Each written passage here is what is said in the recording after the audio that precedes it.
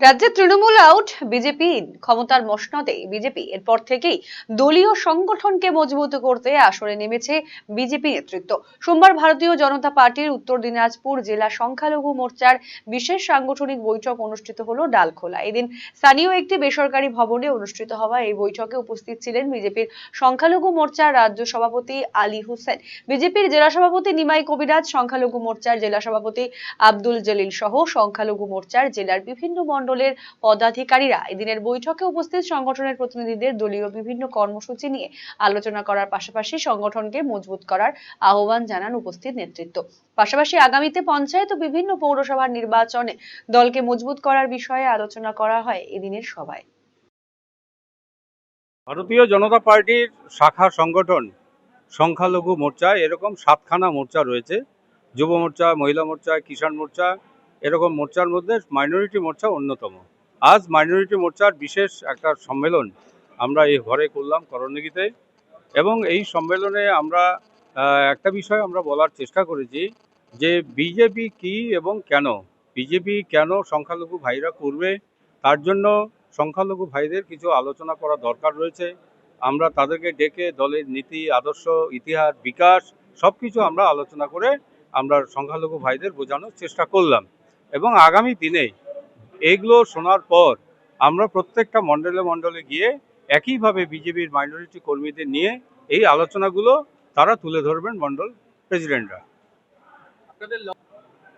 আমাদের লক্ষ্য একটাই, বিজেপি পার্টিকে আরও বেশি বেশি করে গ্রাম বাংলার মানুষের কাছে পৌঁছে দেওয়া। পঞ্চায়েত ইলেকশনে প্রত্যেকটা গ্রাম পঞ্চায়েত যেন বিজেপির গঠন হয় তার জন্য প্রচেষ্টা করা। আর যেখানে 100% মাইনরিটি আছে যে বুথগুলোতে, সেই বুথগুলোতে সংখ্যালঘু লিডারশিপ তুলে আনা। মাইনরিটি মোর্চার বিশেষ সাংগঠনিক আমাদের বৈঠক ছিল। সমস্ত 8টা বিধানসভা, পুরা উত্তর দিনাজপুর জেলার 8টা বিধানসভা জুড়ে যতগুলো মন্ডল প্রেসিডেন্ট, 2টাই সম্প্রদায় জেনারেল সেক্রেটারিকে নিয়ে আর পূর্ণাঙ্গ জেলা কমিটিকে 61 জনকে নিয়ে আমরা আর আজকে সাংগঠনিক বৈঠক করলাম। বৈঠকে আমাদের উপস্থিত ছিলেন রাজ্য সভাপতি মাননীয় আলী হোসেন মহাশয়, উপস্থিত আমাদের জেলার নিমাই কবিরাজ মহাশয় সভাপতি। তা আজকে সংগঠনের যেগুলো বিষয় হলো যে আমাদের আগামী দিনে উত্তর দিনাজপুর জেলাকে কেমন করে সংগঠন করতে হবে, বৃদ্ধি করতে হবে মাইনরিটি এলাকাতে, সেটার আজকে সংগঠন বৈঠকে আমাদের আলোচনা হলো, বৈঠক হলো। দেখুন, আজ উত্তর দিনাজপুর জেলায় ডালখোলাতে গোটা জেলার বিভিন্ন প্রান্ত থেকে মণ্ডল সভাপতিদের ডাকা হয়েছিল। আজকে সংখ্যালঘু মোর্চার একটা সম্মেলন, এই সম্মেলনে উপস্থিত ছিলেন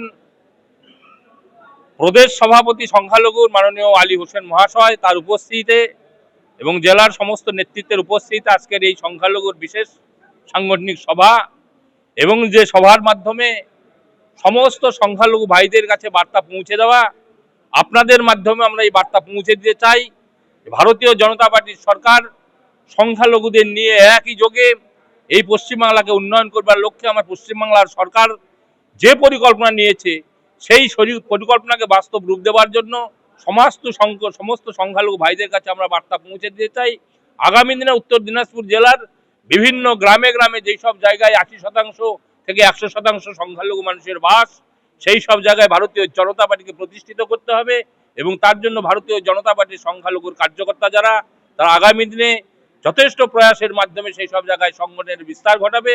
এবং তার মাধ্যমে আগামী যে পঞ্চায়েত নির্বাচনের সামনে রেখেই আগামী দিনে মণ্ডলে মণ্ডলে গিয়ে আরো সংগঠনের বিকাশ ঘটিয়ে সংখ্যালঘু মানুষদের যুক্ত করে, বিগত দিনে যে সংখ্যালঘু মানুষদের ভয় ভীতির মধ্যে ছিল, তারা আমাদের ভারতীয় জনতা পার্টিতে প্রবেশ করতে পারে নাই, এই একটা সুযোগ এসেছে।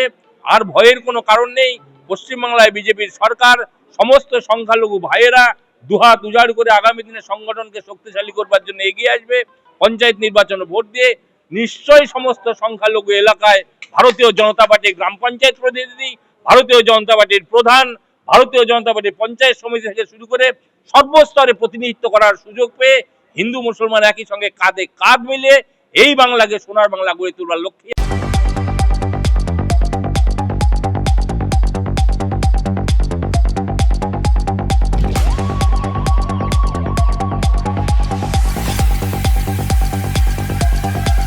বিকেলে কিছু ফ্রেন্ডসরা আসছে, তো বিকেলে খাবারটা একটু এক্সট্রা। এক্সট্রা? আজকাল মার্কেটে কিচ্ছু এক্সট্রা পাওয়া যায় না। কে বললো? এসি কিনলে পাবেন এক্সট্রা 5টা এক্সট্রা অফার্স। ক্যাশব্যাক অফার এখন 5,000 নয়, 6,000 টাকা, 1,000 টাকারও এক্সট্রা, 0 ডাউন পেমেন্ট, আর পুরনো এসিতে 10,000 টাকা এক্সচেঞ্জ অফার শুধুমাত্র খোসলা ইলেকট্রনিক্সে। আজই চলে আসুন খোসলা ইলেকট্রনিক্স, আমাদের নিজেদের দোকান।